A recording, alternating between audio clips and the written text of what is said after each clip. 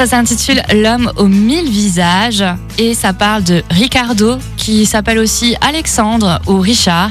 Il est tantôt ingénieur, tantôt chirurgien et il peut être en couple avec 4 femmes en même temps en France comme à l'étranger sans que celle-ci le sache bien sûr.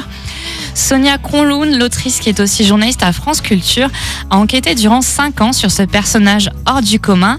D'abord en rencontrant une première femme, Marianne, qui a eu un enfant de cet homme.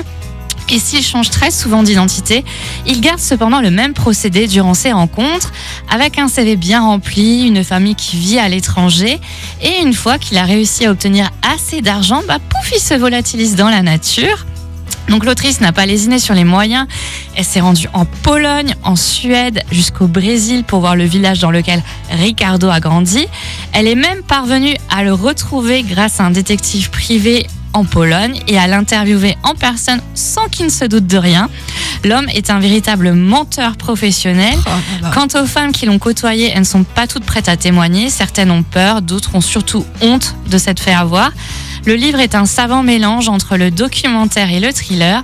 Et si vous voulez mettre des images sur les mots et sur cette personne, eh bien vous pouvez regarder le documentaire vidéo réalisé par la journaliste qui s'intitule aussi L'homme aux 1000 visages et qui est notamment disponible sur la plateforme départementale Numos qu'on a à la médiathèque. C'est incroyable. Quand on lit ça, quand on voit ça, on se dit mais c'est pas possible. Comment elles ont fait pour pas se rendre compte? C'est ça, surtout qu'il est en couple à Paris, puis il a quelqu'un en Pologne. Et, alors moi j'ai vu à peu près le même type de documentaire avec, alors je sais pas si c'est le même homme qui faisait des opérations au niveau de la gorge et en fait il est tellement séduisant, je crois que c'est un Italien, tellement séduisant, tellement que tout le monde tombe dans le panneau jusqu'à ce qu'une des dames se rende compte qu'effectivement elle n'est pas toute seule, elle va faire son enquête. Alors c'est à peu près la même chose, je sais plus comment ça s'appelle. En fait. Ça ressemble, ouais, ça ressemble beaucoup, mais en tout cas là une imposture amoureuse, c'est vrai que parfois l'amour rend aveugle. Eh oui, c'est l'homme aux 1000 visages que tu nous conseilles. Quand elle l'a interviewé, elle l'a interviewé pour un sujet, elle a inventé un sujet bien sûr.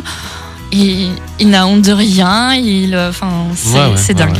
Donc c'est dingue. Incroyable. Peut-être aussi une adaptation en film, c'est peut-être possible, on ne sait jamais. C'est plus ou moins entre le film et le documentaire, Très bien, merci beaucoup ma chère Sandrine, tu reviens jeudi prochain ? Oui.